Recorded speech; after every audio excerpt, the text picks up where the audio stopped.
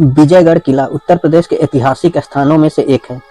इसका आधा क्षेत्र कैमूर की खड़ी चट्टानी पहाड़ियों से घिरा हुआ है। किले की अनूठी विशेषता इसमें बने गुफा चित्र मूर्तियां, चट्टानों पर लिखे शिलालेख और 4 बारहमासी तालाब आदि हैं। विजयगढ़ किला उत्तर प्रदेश के सोनभद्र जिले में स्थित है। नमस्कार दोस्तों, मैं आपका दोस्त चंद्रकांत। स्वागत है आपका हमारे चैनल सीके कमलेश 2.0 में। विजयगढ़ किला उत्तर प्रदेश के सोनभद्र जिले में स्थित है। यह 400 फीट ऊंचा है, जिसे 5वीं सदी में बनाया गया था। कोल राजाओं ने इसका निर्माण कराया था। यह किला मऊ, कालाग्राम, रॉबर्टगंज चर्च मार्ग पर रॉबर्टगंज से लगभग 30 किलोमीटर की दूरी पर स्थित है। इस किले का आधा क्षेत्र कैमूर की खड़ी चट्टानी पहाड़ियों से घिरा हुआ है। किले की अनूठी विशेषता इसमें बने गुफा चित्र मूर्तियां, चट्टानों पर लिखे शिलालेख और 4 बारहमासी तालाब है। विजयगढ़ किले के मुख्य द्वार पर एक मुस्लिम संत की कब्र बनी हुई है। इस संत का नाम सैयद जैन उल अबदीन मीर साहिब था, जो हजरत मीरान साहिब बाबा के नाम से विख्यात हैं। बाबा को समर्पित एक मेले या उर्स का आयोजन प्रत्येक वर्ष अप्रैल में किया जाता है। इस मेले में सभी धर्म के श्रद्धालु निष्पक्ष भाव से दर्शन करने आते हैं। इस किले के पास 2 लैंडमार्क स्थित है, जिन्हें मीरा सागर और राम सागर के नाम से जाना जाता है। इन दोनों के मध्य रंग महल पैलेस है, जो खूबसूरत चट्टानी नक्काशियों के लिए जाना जाता है। कांवरिया या भगवान शिव के भक्त अपने घरों से पैदल जाते हैं और राम सागर से पानी लेकर शिवलिंग के ऊपर रखते हैं। विजयगढ़ किले के अंतिम शासक बनारस के राजा चैत सिंह थे। उन्होंने तब तक शासन किया जब तक अंग्रेज यहाँ तक नहीं पहुँच पाए। मनमोहक माना जाता है और कहा जाता है कि इसके नीचे एक और किला छिपा हुआ है। सोनभद्र JNN दुनिया के सबसे अनोखे स्थान पर्यटकों के लिए हमेशा से लुभाते हैं। अपनी जिज्ञासा को शांत करने के लिए देश विदेश के पर्यटक पहुंचते रहते हैं, भले स्थान वो 7 समंदर पार ही क्यों न हो। इसी खूबसूरती और अनोखेपन को समेटे हुए है सोनभद्र जनपद का विजयगढ़ दुर्ग। यहाँ का वैभव कैसा रहा होगा, दुर्ग का जर्रा जरा आज भी बयां करता है। देखने वाले अपलक निहारते रह जाते हैं और ढूंढते रह जाते हैं उस चंद्रकांता को जिले देवकी नंदन खन्नी ने अपनी रचना चंद्रकांता शताब्दी में उकेरा है।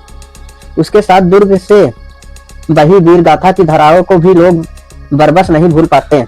यही कारण है कि साल दर साल पर्यटन प्रेमी किसी न किसी रास्ते से यहाँ आते ही रहते हैं।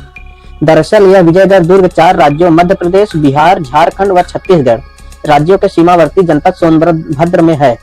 यह दुर्ग वीर गाथा, एरो की अनसुनी कहानियां व तिलिस्मीन के खजाने से भरपूर विजयगढ़ दुर्ग महाभारत काल से लेकर अंग्रेजों की गतिविधियों का साक्षी यह किला कई रहस्य समेटा हुआ है।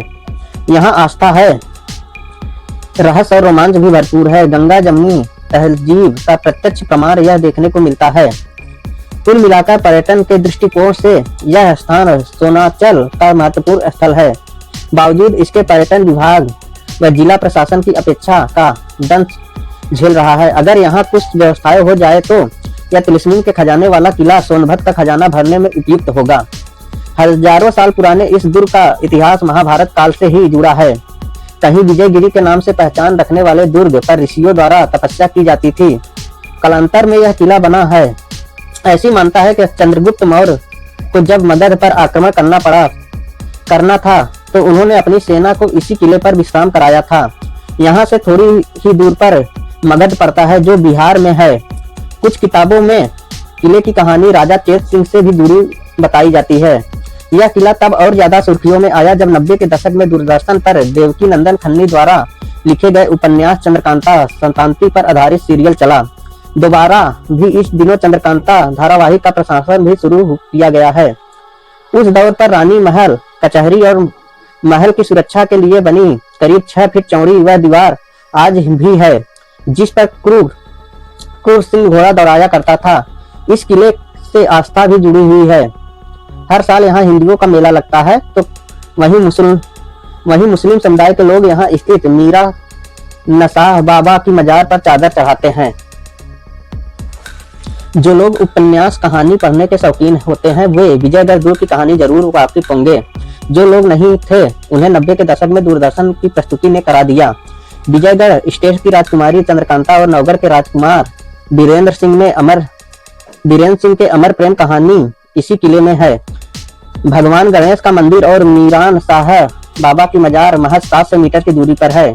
यहाँ की दीवारें इस कदर हैं कि हजारों साल बाद भी जस की तस खड़ी है। खास बात तो यह कि यहाँ का राम सरोवर तालाब जो सैकड़ों फीट की ऊंचाई पर भी गर्मी के दिनों में भी नहीं सूखता, इसकी गहराई के बारे में आज तक कोई पता नहीं कर पाया। नवगढ़ व चुनारगढ़ जाने के लिए गुप्त रास्ता और महल का मुख्य सिंह द्वार आज भी पर्यटकों को आकर्षित करता है। कृष्णीन से भरपूर इस दुर्ग पर अगर कोई जाए तो उसे यहाँ की कुछ अच्छी चीजें जरूर देखना चाहिए। मुख्य द्वार जो कई कोण में घुमाया गया है। स्थिति यह है कि यहाँ अगर दो लोगों को बंदूक देकर तैनात कर दिया जाए तो कोई रास्ता नहीं जो दुर्ग में प्रवेश दिला सके सिवाय हेलीकॉप्टर के। दूसरा है राम सरोवर तालाब जो 18 से 50 फीट की ऊंचाई पर होने के बावजूद भीषण गर्मी में नहीं सूखता। ऐसी मानता है कि यह तालाब वरुण देव का वरदानी है। इस तालाब का पानी पूर्णिमा के दिन थोड़ी ही सही पर बढ़ता जरूर है। इसके अलावा यहाँ के पुराने भवन जिसमें चंद्रकांता रहती थी, इसे देखा जा सकता है। कई हजार साल पुराने तिलस्म से भरपूर आस्था, रहस्य व रोमांच के संगम स्थली विजयगढ़ दुर्ग पर पर्यटन की अपार संभावनाएं हैं। देख रेख के अभाव में यह ऐतिहासिक किला खंडहर में तब्दील होता जा रहा है। यहाँ की सीढ़ियां की मरम्मत कराकर दुर्ग का सुंदरीकरण कराया जा सकता है। साथ ही यहाँ थोड़ी ही दूर पर स्थित मऊ कला तक की सड़क को बेहतर तरीके से बनाकर पर्यटकों को वहां से जोड़ा जा सकता है। यहाँ शौचालय, पेयजल का भी व्यवस्था व्यापक इंतजाम जरूरी है। ऐतिहासिक विजयगढ़ दुर्ग पर पहुंचने के लिए वर्तमान समय में केवल निजी साधन ही उपलब्ध रहता है। यहाँ अगर जाना है राबर्टगंज जिला मुख्यालय से ऑटो, कार आदि को बुक करें और विजयगढ़ दुर्ग पर पहुंच सकते हैं। इसके लिए एक तो चुर्क का रास्ता और दूसरा नई बाजार से मुड़कर जाने का रास्ता है। वैसे तो पर्यटन स्थल बनाने के लिए तमाम वादे किए जाते हैं, लेकिन इसकी बेहतरी के लिए कम ही काम हुआ है। पूर्ववर्ती सपा सरकार में खिड़की के रास्ते सीढ़ियों का निर्माण कराया गया है, जहां पर्यटन विभाग का बोर्ड भी लगा दिया गया है, लेकिन जब से नई सरकार बनी है तब से कोई खास काम नहीं कराया जा सका है। यहाँ परिसर में साफ सफाई, सड़कों का निर्माण, शौचालय, पर्यटकों को रुकने के लिए शेड आदि का निर्माण कराया जाना जरूरी है। अभी जो स्थिति है, अगर यही स्थिति कुछ साल और रही तो यह किला पूरी तरह खंडहर में बन जाएगा। आशा करते हैं दोस्तों आज का टॉपिक आपको बहुत अच्छा लगा होगा। अच्छा लगा हो तो लाइक, सब्सक्राइब और शेयर जरूर करिएगा। मिलते हैं फिर।